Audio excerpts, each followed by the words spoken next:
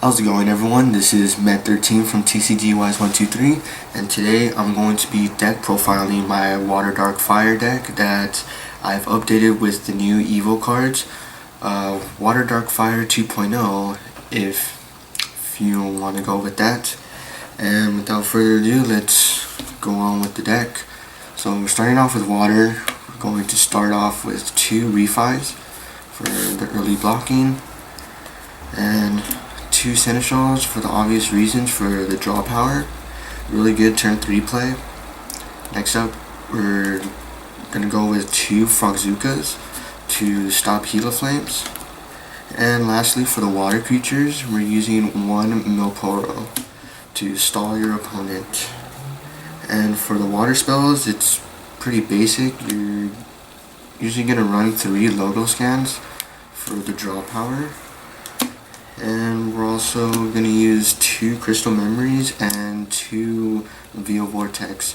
Veil Vortex to stall your enemy, and Crystal Memory is used to find your Evo bait or your Evo creatures. So that's it for the water portion. Now we're going to go with the dark portion. We're going to start off with 3 Gigabolvers,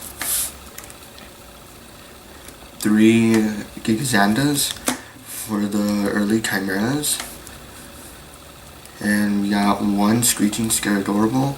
Really good if to remove any low level creature / blocker, and can also freeze any blocker of your choice for the turn. And of course, the darkness portion wouldn't be complete without the Hydra Medusas. It's just too good to not play. I mean, Terror Pit on the body. What more can you say about the card?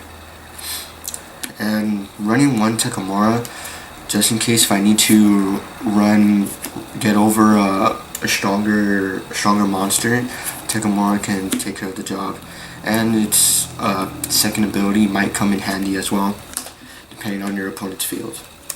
And lastly, for the darkness creatures, we're using 1 Razorkinder.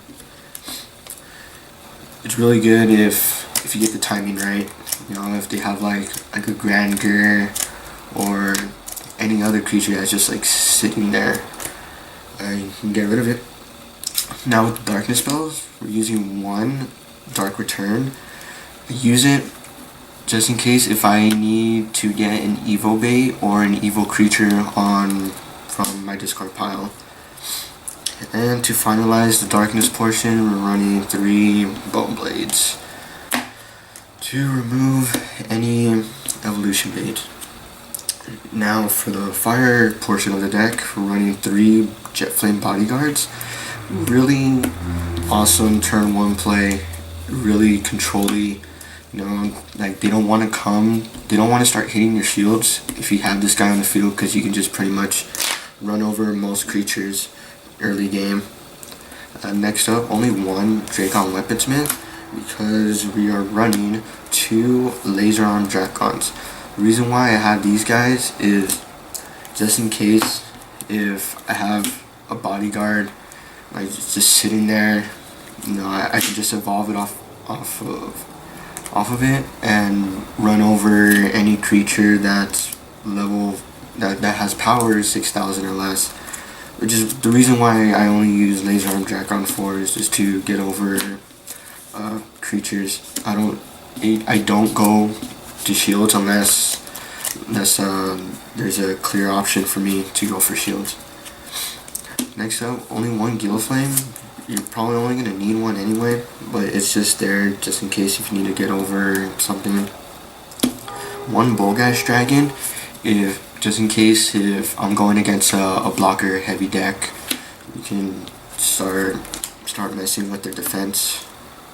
And finalizing the fire civilization creatures, we're running 2 Bolt-tailed Dragons because they're still really good. Those fast attackers. Now finalizing the fire portion, we're going to use 3 Tornado Flames because we hate hyperspeed dragons, and Barrage, 2 of them, just in case if we're facing a rush deck. So that's it for the Water Dark Fire deck. It is a 44 card deck, 14 water, 15 dark, and 15 fire.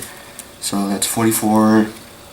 And what's really great about this kind of deck is you can emphasize any race in a deck as for like the water portion. If you want to use Emperor or Neuron, then you might want to emphasize more on the Cyberlord portion of the water. And or you can do what I did and emphasize the Chimeras and the Drakons. Changes for the deck that I would make, definitely needs Scaradorable of Gloom Hollow, because that card is still really good, and it's a good turn 3 play. And if I were to have that card, I would probably take out either a Frogzooka or probably the Chimera bait. Most likely like 1 or 2 Gigabolvers. And I'm also missing 3 Terrapits. That will probably finalize the deck here.